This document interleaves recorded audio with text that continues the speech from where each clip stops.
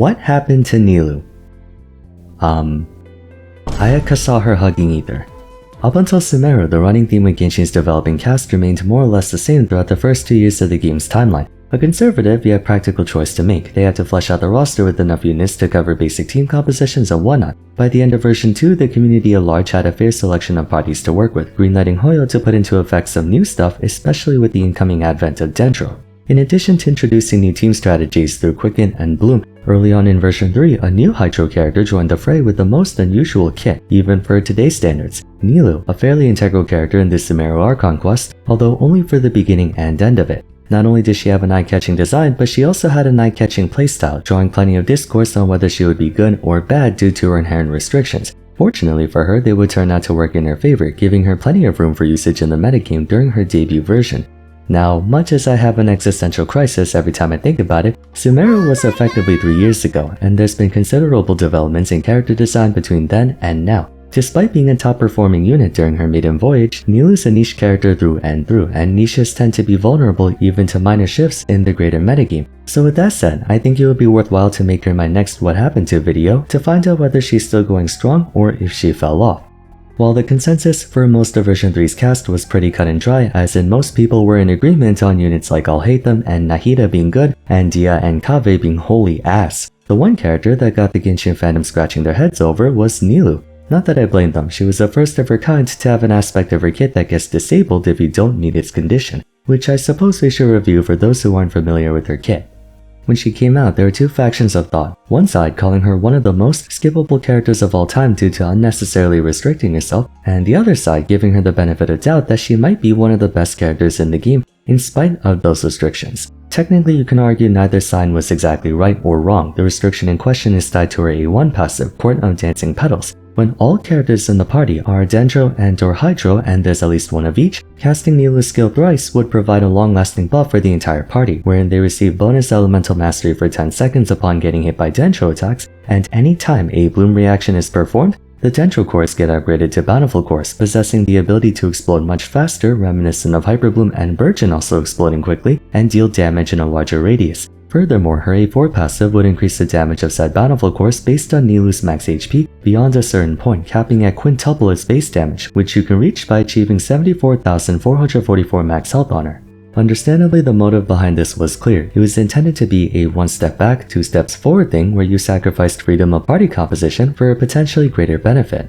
At the time, however, many people saw it as too high a price to pay. Other characters before Nilou also encouraged units of a certain element or playstyle being played together like Goro and Shunhe, but they were merely suggestions, not obligations. Though she's a cryo specialist, you can still throw in other elements on the same team as Shunhe. You're not forced to go mono pyro. Nilou, however, outright forbade you from playing non-Dendro and Hydro characters if you wanted to make use of her. Considering everything in her kit was designed with the express purpose of facilitating her A1, Animo, Cryo, Electro, Geo, and Pyro were out of the question for her. Detractors viewed this as gratuitously uncompromising. They saw it as a negative thing and only a negative thing. To which they're not wrong, it would be nice to have other units in the mix, but people were quick to overlook her as a bad character right then and there. I can see where they're coming from. The whole idea of Genshin Impact is the freedom to mix and match characters of different elements. Nilou essentially forced you to play her in a certain way and made her quite literally unplayable if you couldn't meet her conditions. It's also necessary to keep in mind the scope of characters we had during her release.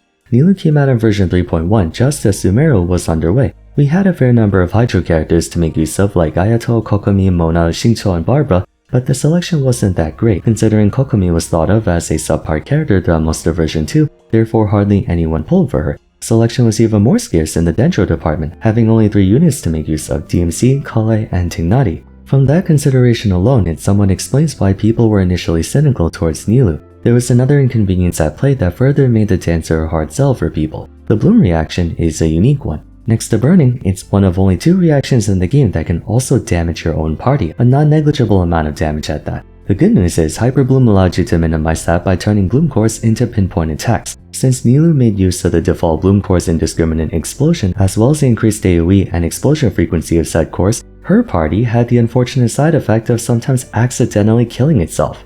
The devs were nice enough to offer the aforementioned team-wide elemental mastery buff that basically remained active at all times with how often you were taking Dendro damage by your own hand, but nonetheless you had no choice but to bring a healer, making her party even more restrictive. Your only options at the time were Kokomi and Barbara. Again, in light of the majority of the community skipping Kokomi at the time, you basically had no one but Barbara to work with, and for no particular reason, Barbara got nerfed just before Nilou came out to not even be able to spam Bloom Course. The end result among this group of people was that even if she was good, the number of hoops you had to jump through made convincing people to go after her over someone more efficient and accessible a pretty tall task. That being said, if one was to make the push to go through all those hoops, they would be handsomely rewarded. The Bountiful cores, when augmented by Nilou's A4, had the capacity to deal incredible amounts of damage. I'm talking each core doing like 40-50k, and considering each enemy could produce their own Bountiful core, more enemies will lead to more cores, increasing Nilou's damage not just for each additional core produced, but increasing her overall DPS even further when you remember, cores also damage nearby enemies, multiplying it not by a factor of 2, but technically 4, quadratic scaling and all that. In other words, assuming a Bountiful core did 50k damage to one enemy, producing a second one against 2 enemies would bring the 50k to not 100, but 200k since each core damages both enemies. Bloom cores already have impressive base damage and a high elemental scaling modifier. Nilou powered them up even more to where each core could potentially deal the same damage as an actual character. Proper usage of Nilou Bloom would cause explosions to happen extremely quickly, more so in AoE scenarios. As a result, the dancer earned herself the distinct honor of being the best AoE clearing attacker in the game. I say attacker, she's more of a driver. This also coincided with version 3 being the start of the game throwing enemies in formations that were specifically geared towards diminishing the efficiency of Venti's ultimate. And in contrast to Venti's ultimate, the persistent uptime on Nilou's Bountiful cores allowed her to continuously pump out AoE damage in multi-wave floors. She was one of the earliest teams in the game to have a continuous rotation, as in there was never any downtime from one rotation to another, you just kept going over and over.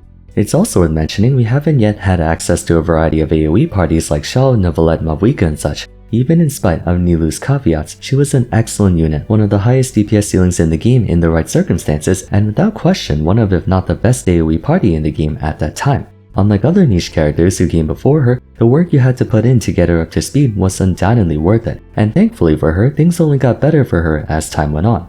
Later on in version 3, we got more Dendro characters to fill the roster, of which 3 of them were high priority targets for Nilou: Nahida, Yaoyao, and Baitu. Prior, you could only find sources of healing in the Hydro department, but as of version 3.6, you could dip into either a Hydro or Dendro healer. Meanwhile, Nahida brought with her effortless Dendro application that similarly also worked incredibly well in AoE, alongside further supplementing the party's elemental mastery for even more Bloom core damage. Nearing the end of Sumeru, Nilou convincingly established herself as one of the best characters of version 3, narrowly behind Alhaitham and Nahida, and public opinion towards her began to shift from a character hardly worth the effort into someone very much worth the effort. All the same, Nilou's still a niche character, she never really went high enough to justify me making a Why Everyone Plays video on her, for example. Her consistency would hold on throughout version 4 commensurate to Dendro's popularity still being relatively high at that point, but it was around this time that Hoyo began to work towards expanding on new playstyles and new niches. Up until 2024, one advantage that Nilou had going for her was that even though we had access to a variety of parties all throughout 2023, very few of them had the same AoE nuking capability that she did. Child International or Venti and Chambers that could actually let him do his thing are the only 2 popular ones that come to mind. But then we ended up getting another Hydro unit with even more brainless AoE clearing, Neuvillette. Despite dealing Hydro damage while Nilou was more Dendro, the two were a close match for each other. His trademark spin to win was simply too easy and too effective, and he had none of the constraints Nilou had. Still though, Nilou was doing quite well for herself, and you'd find many people still using her. When built properly, she was ironically hands down the strongest Dendro party in the game despite not being Dendro herself, better than any Hyperbloom or Quicken team you can think of in AoE scenarios. Unfortunately, however, enemies in Chambers were implemented in later Spiral Abyss cycles that may have been only minor nuisances for other teams, but due to Nilou's special restrictions, they were significantly more damaging to her performance in particular, first of which the proliferation of bosses. Bosses were a thing in the past, mind you, but they became more and more abundant, especially in floor 12. Much like Beidou, whose utility is rendered basically ineffective against a single target, Bountiful Bloom's DPS drops off a cliff when fighting only one target due to missing out on quadratic damage. Nilou's performance in Spiral Abyss hinged entirely on whether that cycle's chambers had formations of 1 or 2+ enemies. The good news is, most of Genshin's challenging floors and chambers have historically been AoE ones, or ones with at least 2 moves at the same time, so Nilou didn't face as much trouble in this department as it may have looked. But that wouldn't be the only restriction that came to bite her in the ass. Nilou's Dendro Hydro requirement started out as an inconvenience that was gradually remedied as we got more Dendro and Hydro characters, more healers, more applicators, things of that nature. But it still didn't change the fact that she had those restrictions, Nilou by design is unable to interface with and subsequently benefit from any other element, even if there might potentially be synergistic aspects to them.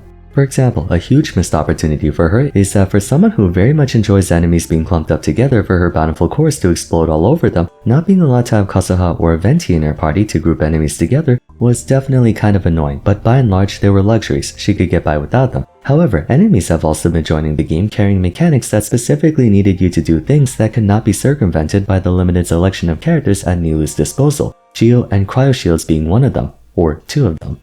Hydro could take care of Pyro Shields, while Dendro could handle Hydro and Electro Shields, but neither element could deal bonus damage against Cryo or Geo Shields, meaning if even one enemy were to have either of them, they could single-handedly break your entire run. Although thankfully, Furina could help you with taking out Coppelia's Ice Shield courtesy of her Arc Alignment, which may have been the most important Cryo Shield to deal with in light of how many times we saw the stupid thing throughout version 4.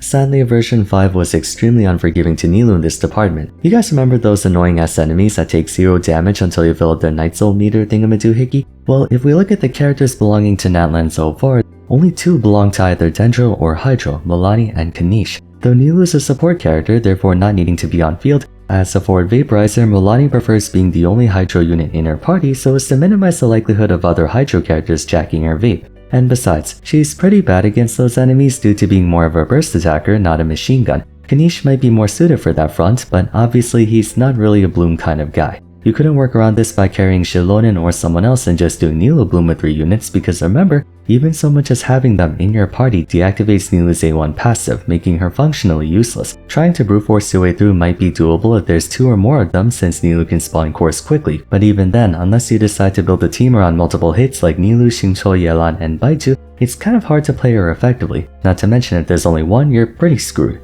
That issue isn't endemic to just Nilou though. Those abyss f***ers messed up a lot of parties that couldn't field a Natlan unit, and even though version 5 has been doing a decent job adding characters of different elements to account for that, the ones that can actually be used alongside Nilou aren't really that compatible with her.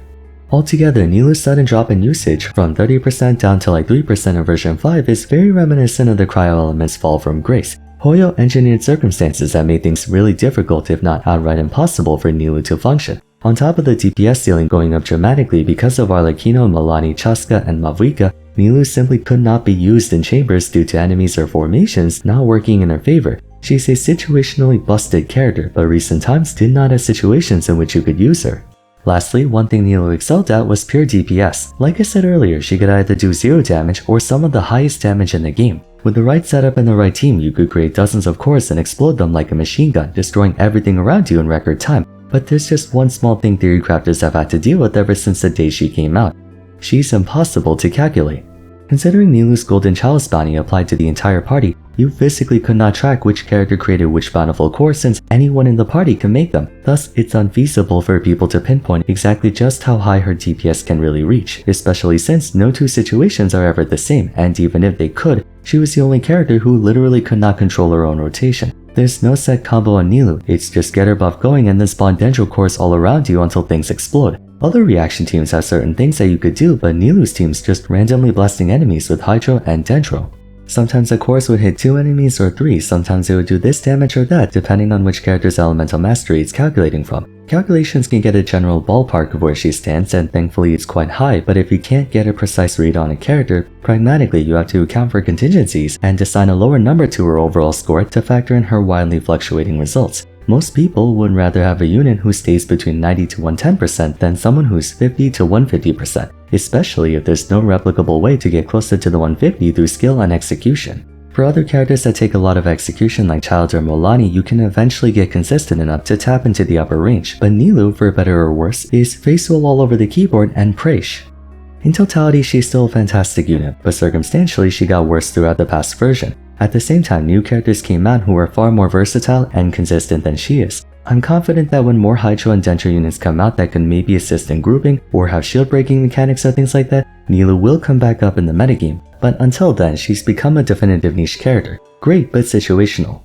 Anyway, that concludes my What Happened to episode on Nilou. Still best girl IMO next to Ganyu and Koting, but bias aside, I think her time in the spotlight has passed for now. What do you guys think about Nilou? Do you think she still has more room for growth, or is this it for her? Let me know in the comments down below. That's it for today, so if you enjoyed the video, I'd appreciate it if you left a like and subscribed, Don't forget to follow me on Twitter @Vars, join my Discord server, and check out my other What Happened to episodes if you haven't yet. But till next time, thanks so much for watching, and I look forward to seeing you again soon. Take care.